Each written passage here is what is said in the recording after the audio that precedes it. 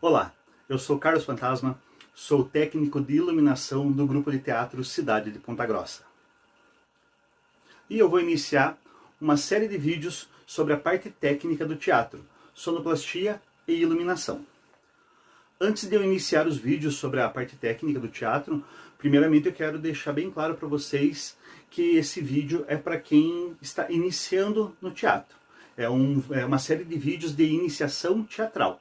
Então, se você já tem uma carreira na sonoplastia, na iluminação, na parte técnica, talvez esse vídeo não seja para você.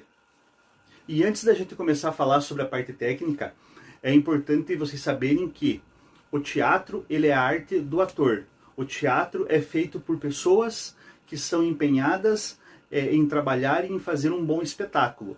A parte técnica da qual eu vou falar, ela vem para deixar o espetáculo melhor ainda. O espetáculo ele já tem que ser bom com bons atores. Depois a iluminação, o som, a maquiagem, o figurino, o cenário, ele vem para dar um apoio melhor no trabalho que já é bom dos atores. E por que eu estou falando isso para vocês? Porque nem sempre não, na grande maioria das vezes, nós não temos todos os recursos técnicos para se fazer uma apresentação com iluminação, com sonoplastia. A gente viaja pelo Brasil e nem todos os teatros são equipados com esse material. Nem sempre a gente tem disponível o melhor teatro da cidade para se apresentar. Mas o material humano, os atores estão sempre lá. Então, se os atores fazem um trabalho bem feito, quando tem a iluminação e a sonoplastia e todos os outros adereços, ela fica muito melhor, mas ela já tem que ser boa. E eu vou dar mais exemplos para vocês sobre isso depois. O que faz o iluminador? O iluminador, ele leva as propostas de iluminação para um espetáculo. E como que funciona isso? O iluminador acompanha os ensaios, se não for todos os ensaios, pelo menos da metade para o final, para perto da estreia, quando o espetáculo já está com mais corpo, já tem algumas coisas bem definidas. E ele leva sugestões para o diretor. Em conversa com o diretor, vai se definir qual é a linha que o espetáculo vai ter, né? Qual é a linha que o diretor está seguindo, para você poder fazer suas propostas de iluminação. Nem sempre o diretor vai aceitar nossas ideias, normal, né? A gente vai sempre estar levando alguns nãos dos diretores, mas assim, se a gente trabalhar duro, se esforçar e entender o que o diretor está querendo fazer, a gente consegue realizar um trabalho bem bacana na iluminação. Depois que o diretor e o iluminador definiram como vai ser a luz do espetáculo, o iluminador tem que desenhar o mapa de luz. O que é desenhar o mapa de luz? É colocar no papel todos os equipamentos que vamos utilizar no espetáculo e nos lugares que temos que colocar os equipamentos. Se a gente vai colocar o que vai ser colocado nas varas de luz, o que vai ser colocado na lateral, o que vai ser colocado na frente do palco, que cores vamos utilizar. Tudo isso a gente acaba colocando nesse mapinha de luz. Que isso vai facilitar o nosso trabalho na hora de chegar no dia da estreia e montar a luz do espetáculo. O que é montar a luz do espetáculo? Montar a luz do espetáculo é o dia da estreia, às vezes 2, 3 dias, ou no dia do espetáculo a gente chega bem cedo no teatro, chega junto com a equipe do teatro, 7 horas, 8 horas da manhã, tudo vai depender do horário, do que você tem de iluminação. Eu tenho iluminação que eu monto, de espetáculos aí que eu monto em 2 horas. Tem iluminação que eu levo 3 dias. Tem iluminação que é pesado para fazer, então não se faz num dia só. Ainda mais se você não tiver uma equipe. Então daí chegamos cedo no teatro e vamos para lá. Vamos ver os equipamentos que o teatro disponibiliza para nós e vamos colocar, baseado naquele mapinha de luz, vamos colocar os equipamentos nos lugares que a gente já tinha planejado lá junto com o diretor. E isso de montar a luz requer o quê? Subir e descer a escada, subir na gambiarra, que é o espaço lá do teatro onde tem muita poeira, tem corda, tem peso. É um lugar assim que somente os técnicos acabam passando mesmo. Então, sendo assim, o iluminador também não pode ter medo de altura, porque a gente sempre está trabalhando na altura. E temos que ter todos os cuidados com segurança. São duas coisas importantes que a gente trabalha. A gente trabalha com altura e trabalha com eletricidade. Duas coisas assim que, se a gente não tomar cuidado, a gente pode vir a morrer. Isso é fato, isso não é brincadeira. Então, assim, não dá pra... a gente gosta do que faz, mas tem que tomar todos os cuidados possíveis para não se machucar durante o trabalho. Depois que montamos essa iluminação, está tudo no lugar, está tudo certinho, nós vamos para a mesa de luz. Na mesa de luz, nós organizamos tudo, porque a gente coloca várias lâmpadas do teatro, por vários espaços do teatro, e essas lâmpadas elas têm que acender juntas em algum momento. Então a gente chama isso de fazer o patch, de colocar, agrupar essas lâmpadas. Então eu coloco lá, tem 2 lâmpadas na parte de trás, tem 2 no meio e 2 na frente. Isso vai ser um efeito. Eu faço isso, gravo e coloco na mesa lá, marco na minha mesa todo esse processo, para depois na hora da apresentação a gente não se perder. Porque daí a gente vai operar a luz, vai executar a iluminação. O que é operar a luz? Operar a luz é executar realmente tudo aquilo que a gente pensou para aquele espetáculo. Depois que está tudo pronto, está tudo marcado na mesa, tocou o terceiro sinal, vai começar a apresentação, abriu a cortina, assim como os atores vão começar a entrar no palco, o sonoplasta vai soltar a primeira música, nós acendemos a primeira luz e iniciamos o trabalho. Esse trabalho ele tem que ser feito com muita concentração, porque o ator está no palco e ele está esperando que aconteça aquilo que foi falado no ensaio, ou que já foi ensaiado.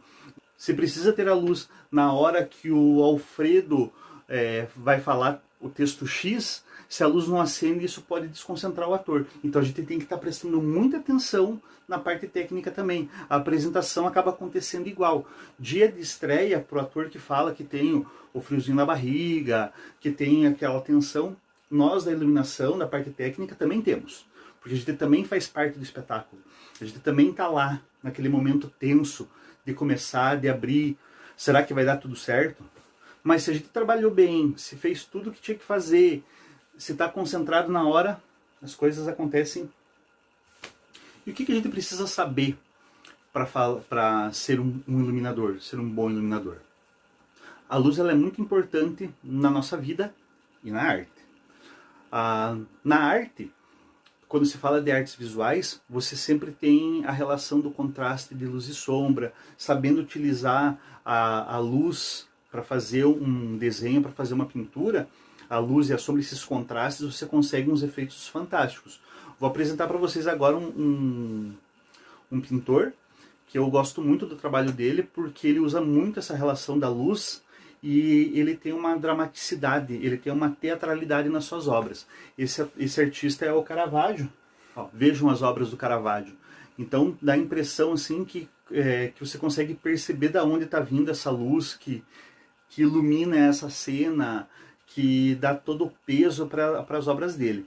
Então é bem interessante a gente estar sempre flertando também com as outras áreas, não precisa ser só teatro, a gente pode buscar a informação em outras áreas, por exemplo, nas artes visuais. Tem uma infinidade de possibilidades, de coisas que já foram feitas, já foram pintadas, que a gente pode tentar executar, às vezes, numa iluminação do teatro. E no teatro, a luz ela é muito importante porque, veja bem, quando a gente pega a etimologia da palavra teatro, ela é uma palavra que deriva de uma palavra grega, teatron. E teatron é formada por 2 palavras gregas, teatron, que seria o lugar de onde se vê. Ou seja, os gregos iam para algum lugar para ver alguma coisa. Como sabemos, para a gente poder ver, a gente precisa ter a luz. Então a luz ela sempre foi importante na relação do teatro. Sabendo da importância da luz na arte, sabendo que no teatro as pessoas iam para ver alguma coisa, a gente precisa da luz para poder ver. Tem alguns aspectos da luz que a gente precisa também ter conhecimento para poder realizar um trabalho bacana. Eu vou colocar 3 pontos aqui assim para vocês, que é um ponto científico, o ponto histórico e a sensibilidade artística para se poder fazer um trabalho, uma iluminação boa, uma iluminação bacana. A sensibilidade artística, ela é pessoal, ela é de cada um, é o nosso tempo de vida, são as coisas que a gente consome de cultura. As peças que a gente vê, os filmes que a gente vê, os livros que a gente lê, a música que a gente ouve, tudo isso vai enriquecer o teu repertório cultural para você poder desenvolver um trabalho bacana, para você poder estar afinado com o mundo das artes também, para poder fazer propostas para o seu diretor. Na ciência, eu vou falar para vocês da física e da biologia. Como que o ser humano enxerga? Então, vamos falar da parte física. Vamos pegar como exemplo uma cadeira. Nós não enxergamos a cadeira, nós não enxergamos o objeto. Nós enxergamos a luz que é refletida por esse objeto. A luz bate no objeto, o objeto reflete a luz, e aí a luz vem para os nossos olhos capturam a luz e projetam a imagem da cadeira na nossa cabeça. Se você for estudar profundamente, assim, se for se aprofundar mais, você vai descobrir que a imagem ainda é projetada de ponta cabeça na nossa cabeça. Mas a gente não precisa entrar nesses detalhes. Então a gente falou da parte da física e da parte da biologia. E por que a gente precisa ficar sabendo dessas coisas? Porque é a partir disso que eu consigo criar e dar também assim, sensibilidade para a nossa apresentação. Eu não preciso colocar a luz sempre a 100%, sempre acender todas as luzes. Eu posso trabalhar com diversos graus dessa iluminação, posso trabalhar ela com 10%. Os equipamentos de luzes modernos, eles ajudam a fazer isso. Você consegue trabalhar 20% da luz, 10% da luz, você consegue deixar ali assim para criar os climas durante o seu espetáculo. E aí nós temos o aspecto histórico da luz. A luz, ela tem uma importância fundamental para a civilização. Mas vamos falar do nosso assunto, que é o assunto teatro. O teatro grego, que aconteceu no século V a.C., ele acontecia nesse espaço, que foi esculpido, foi criado num lugar onde as pessoas que iam para ver o teatron, né, para ver o teatro, elas conseguiam enxergar e ouvir o ator que estava lá na cena. Por quê? Porque eles esculpiram a plateia em declive, que assim, dessa forma, a pessoa que está na frente não atrapalharia a pessoa que está atrás. E eles esculpiram de um jeito que tinha assim, uma acústica. A pessoa falava lá embaixo e todo mundo ouvia. Esse espaço aqui ele era para 10 mil pessoas, assim, a coisa... É muita gente, se for pensar que não se tinha recurso elétrico nenhum para se fazer. E como que era feita a luz nessa época? Obviamente, a única fonte de luz que se tinha era a luz do sol. As peças gregas, elas poderiam começar a qualquer momento do dia para poder utilizar a luz do sol. Um exemplo, hoje nós conseguimos controlar a luz. Apagar, acender, baixar, diminuir, deixar mais forte, deixar mais fraca. Como que os gregos faziam para controlar a luz do sol? Eles não controlavam a luz do sol, mas eles controlavam o horário que eles queriam que a peça começasse. Um exemplo histórico de iluminação para o teatro, sendo utilizada a luz do sol, é a peça do Eurípides, Medeia. Resumidamente, Medeia era casada com Jasão, ela ajuda Jasão a crescer na vida. Quando Jasão cresce na vida, ele faz o que não se deve fazer e ele troca Medeia por outra mulher. Medeia era casada com ele e tinha 2 filhos. Ela fica enlouquecida com essa história e o que ela faz? Ela sacrifica os próprios filhos, mata o rei e mata a esposa de Jasão. Porém, Medeia não pode ser castigada, porque ela é filha de um deus. Então, no final da peça, ela não vai ser morta, ela vai fugir para o céu de Atena.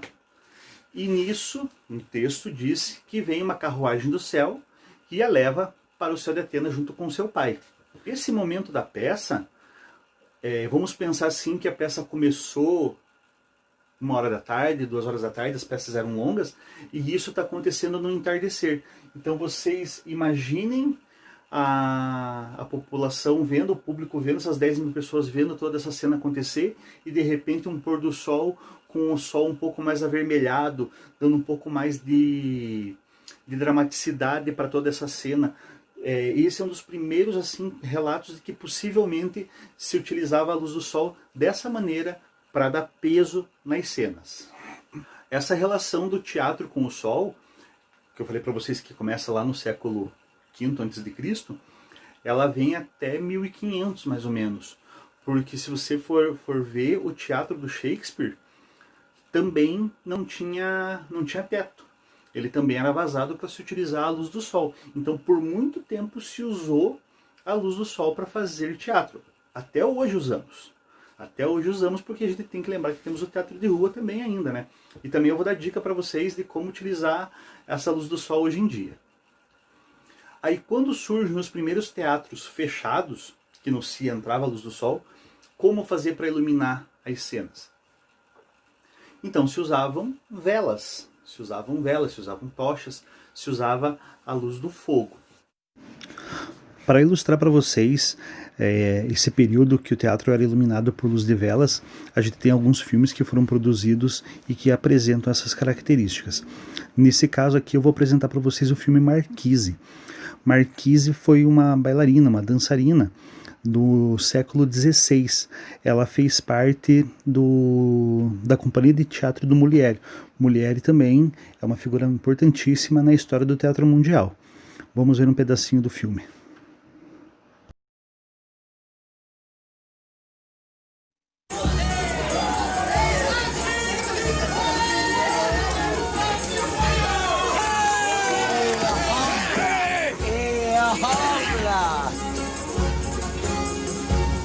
Les portes de l'illustre théâtre s'ouvriront à vous. Paris sera à vos pieds comme je suis à vos genoux.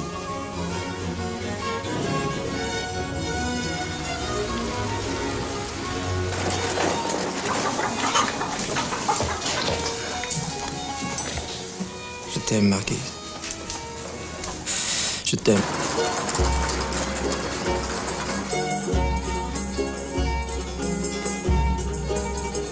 Século XVII, e era assim que se iluminavam as cenas.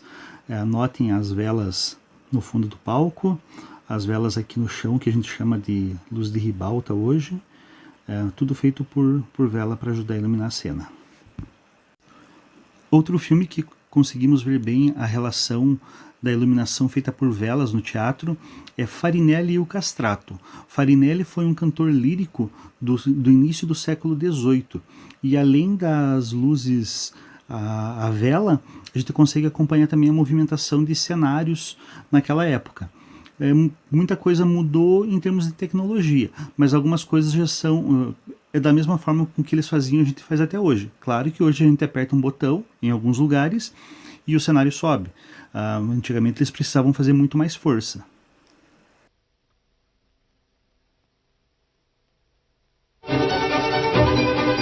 In the 18th century, no man was more famous, more wealthy, more worshipped than the man with the voice of an angel. Olha o que eu falei. A movimentação de cenário com o ator ainda no cenário, sendo tudo movimentado por provavelmente contrapeso. Singer called Farinelli. Velas na lateral do palco para iluminar a cena. Outro filme que retrata o teatro sendo iluminado por velas é Amadeus.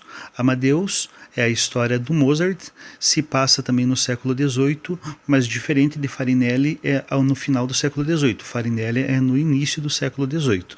Vamos ver também um trechinho do filme. I'm a vulgar man, but I assure you my music is not. He is divinely inspired. He is arrogant, vulgar, obscene. He creates music for the gods. He is passionate. He burns with fire. He is an angel. He is the devil.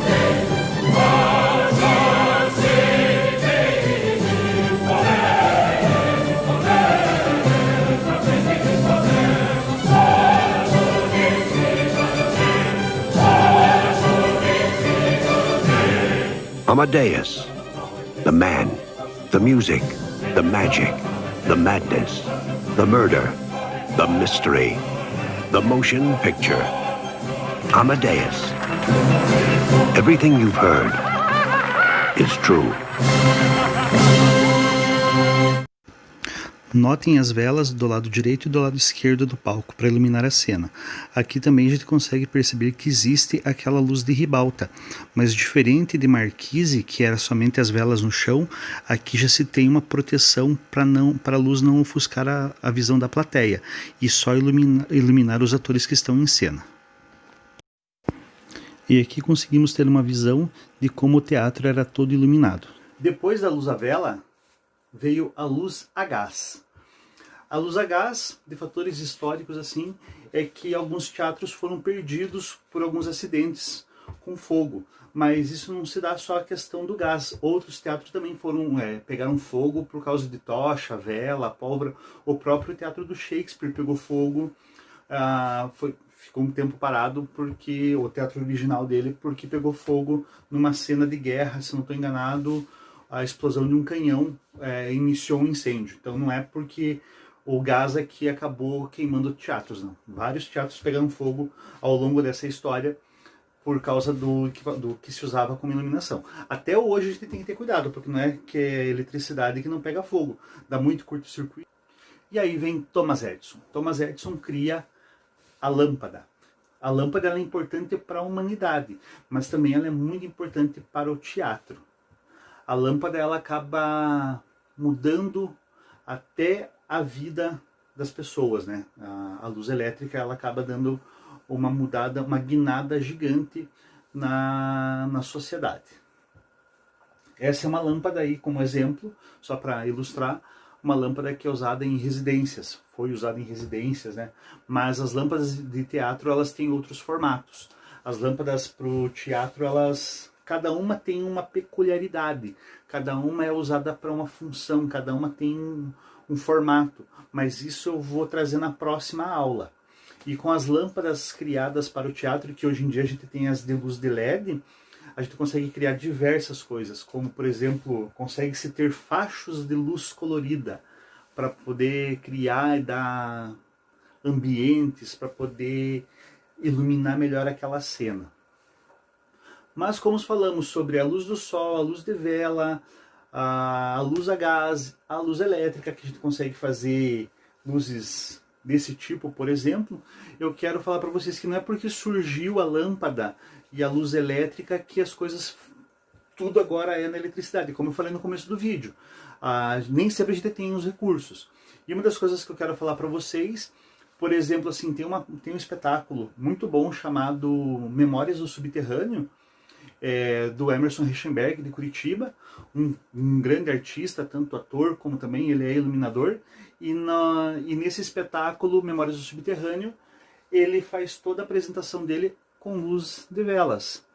Quando ele tem um ambiente que ele pode usar algum recurso de lâmpada, ele acaba usando, mas é mínimo. Quando ele não tem, ele usa somente as velas mesmo, e o espetáculo não deixa nada a desejar. É um espetáculo fantástico, muito bonito, muito também assim, é maravilhoso, e todo ele é feito com luzes de velas, como vocês podem ver nessa foto aí.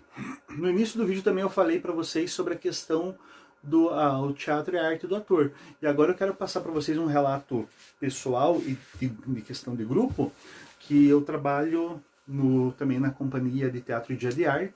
Nós temos um espetáculo muito bom, o que eu deveria ser se não fosse quem eu sou. E esse espetáculo a gente roda com ele para onde nos chamam. E às vezes tem luz, às vezes não tem. Aqui eu quero apresentar para vocês, que é uma das cenas muito fortes do espetáculo, que é uma cena de um aborto. E essa apresentação aqui, ela está acontecendo, vocês podem ver que tem o público, está ali, não é um ensaio, é a peça acontecendo, sim. Todo mundo aplaudiu essa apresentação também, como sempre acontece. Que essa apresentação é no Senador Correia. E nesse dia a gente não tinha iluminação, não tinha nada.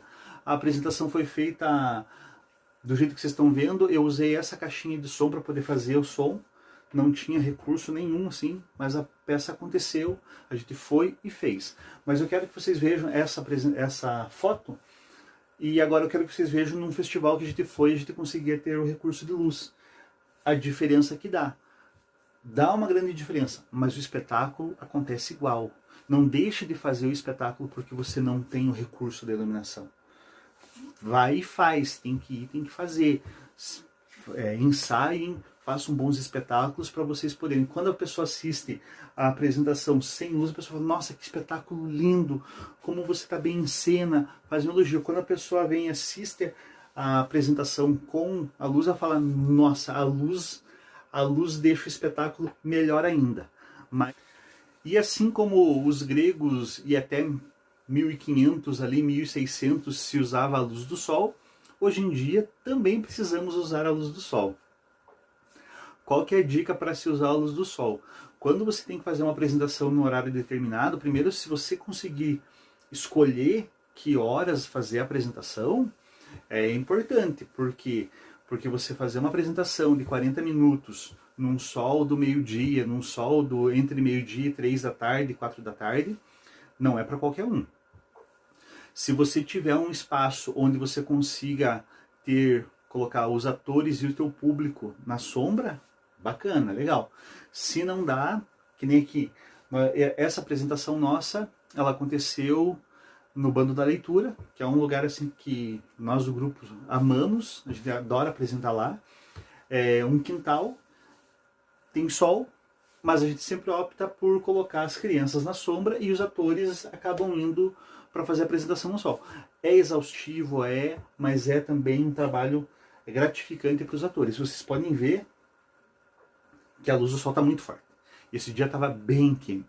O figurino é pesado, eles fazem malabarismos, eles fazem piruetas, mas eles fizeram a apresentação. Eu, sendo técnico, eu estava na sombra, mas os atores precisaram fazer assim. Então, ó, nem sempre a gente tem o palco, nem sempre a gente está com o palco, nem sempre a gente tem luz, mas a gente vai e faz. De qualquer maneira, o teatro ele precisa acontecer.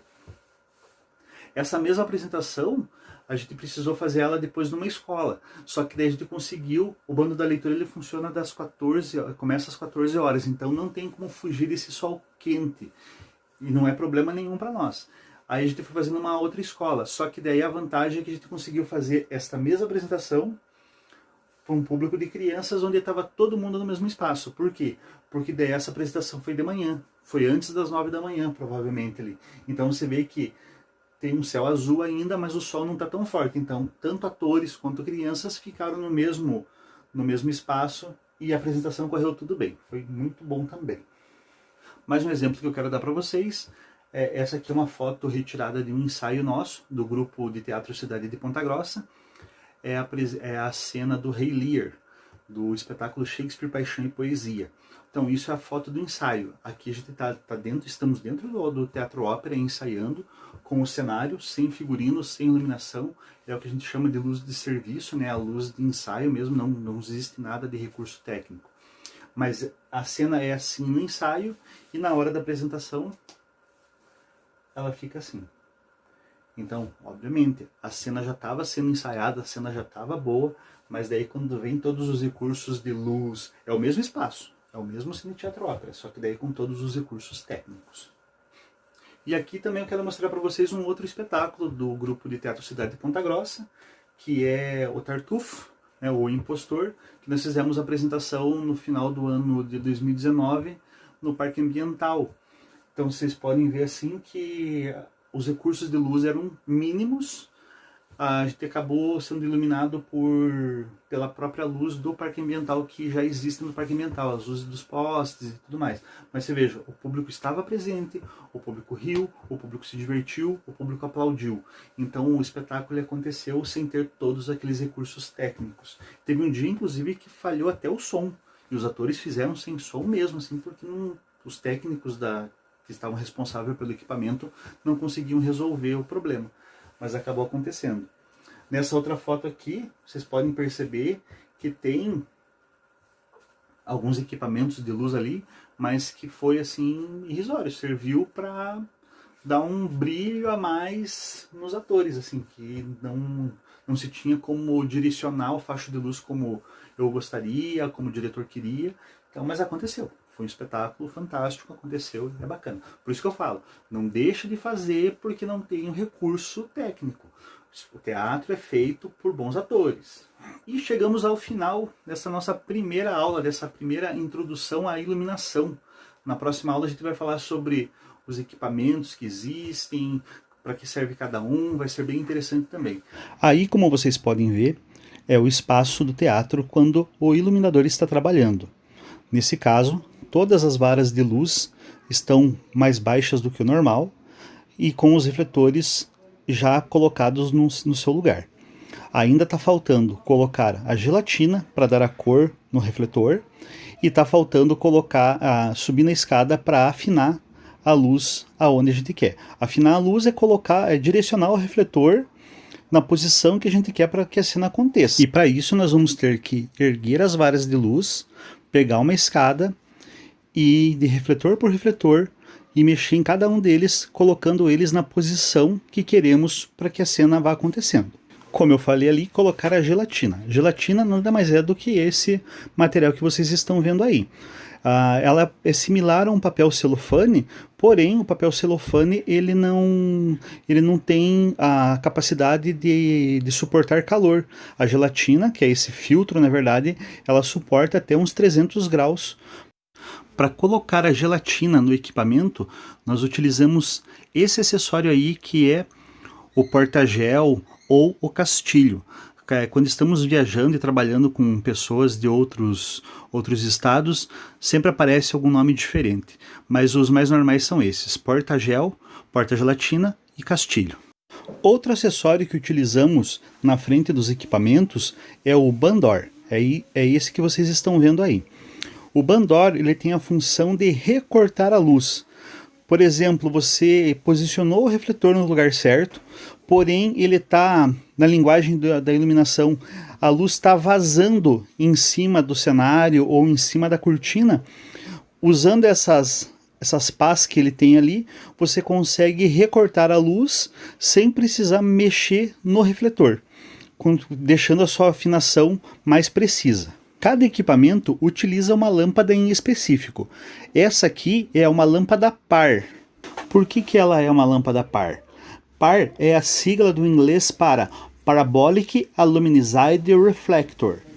Refletor parabólico aluminizado. Aqui vocês conseguem ver bem essa parabólica aluminizada. A lâmpada par ela é utilizada hoje também na decoração, mas nós usamos a lâmpada par 64, que é essa que vocês estão vendo. E dentre as lâmpadas par 64 nós temos os seus focos. O que determina o foco de uma lâmpada par? É a sua lente. Então, se você tiver uma lente lisa, ela é uma lâmpada par foco 1, foco 2 e assim por diante. A foco 5, essas que vocês estão vendo ali, ela tem esses frisos a mais. Por quê? Quanto mais frisos tem no vidro, mais espalhada é essa luz. Ela vai ter uma área de abrangência maior. Então, se você for usar um foco 1, o facho de luz dessa luz ele vai ser um pouco mais fechado. O foco 5 ele vai ser mais aberto.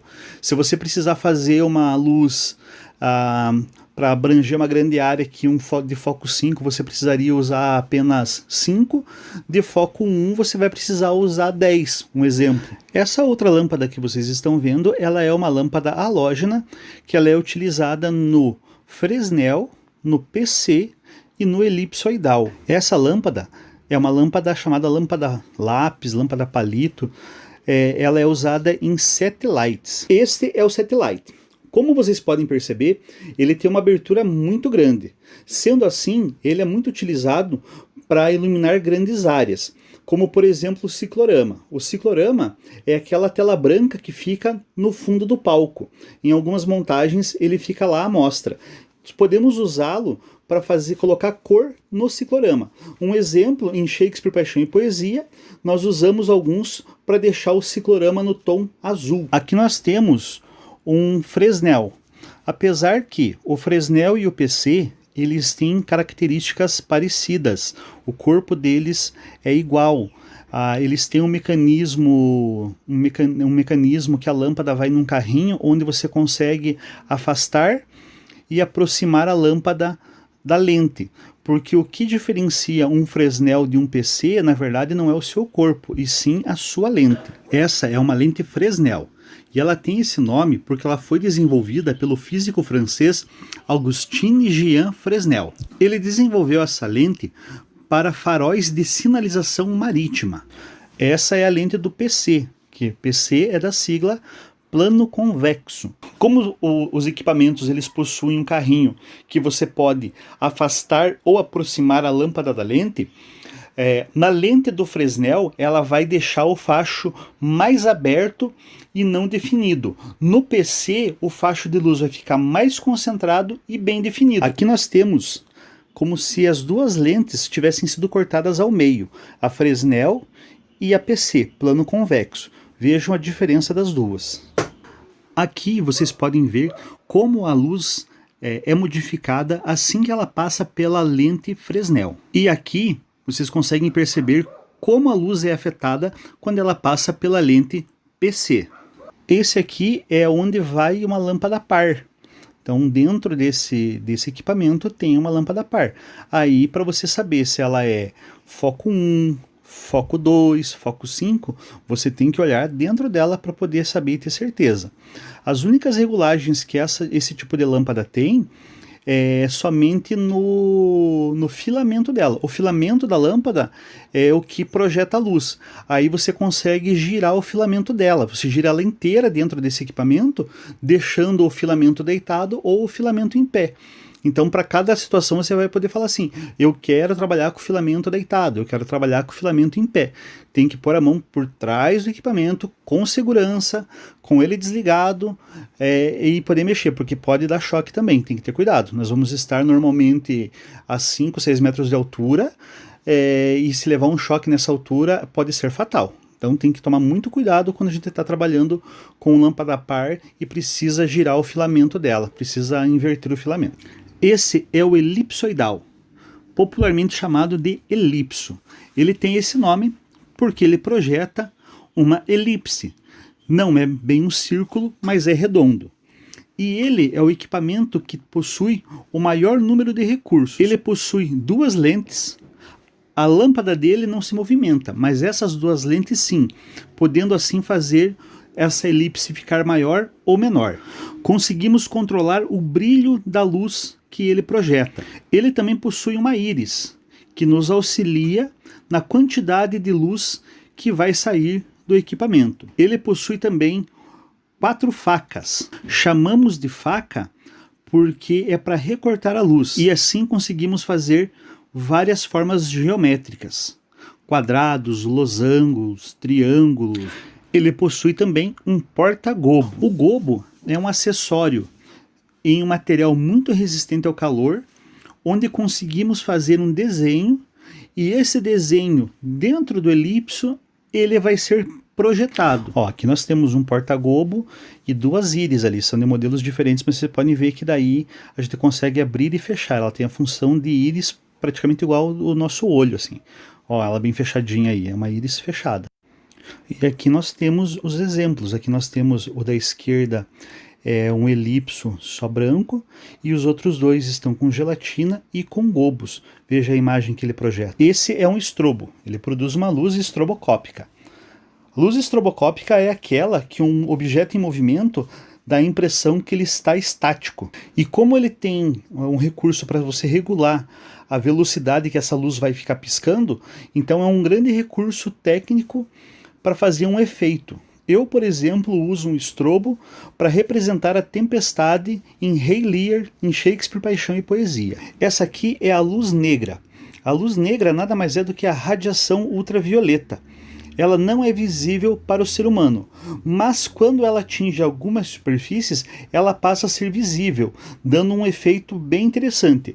Por exemplo, você aliar a luz negra com tinta fluorescente. De repente é um grande recurso visual para o seu espetáculo. E para fazer funcionar todos esses equipamentos que eu apresentei para vocês até aqui, nós precisamos desse equipamento aqui. Esse equipamento é o rack de luz. Todos os equipamentos são conectados nele, aonde vai estar a energia, e ele é conectado a uma mesa de luz através de um cabo DMX. E essa é a mesa de luz. A mesa de luz que vai comandar o rack, que vai jogar o sinal para os refletores que estão lá no palco. Ela tem vários botões assim, porque para cada refletor que está no palco, ela tem um botão correspondente aqui. E ela tem outros subbotões que são para podermos agrupar os refletores. Por exemplo, eu preciso de uma cena de 6 refletores, então eu consigo gravar esses 6 refletores em um único botão. Assim, facilita a apresentação, porque com um único movimento de um botão eu consigo acender ou apagar vários refletores ao mesmo tempo. Até aqui eu mostrei para vocês alguns equipamentos que são utilizados na iluminação teatral. Mas equipamentos, eles são inúmeros. Existem vários outros tipos de equipamentos.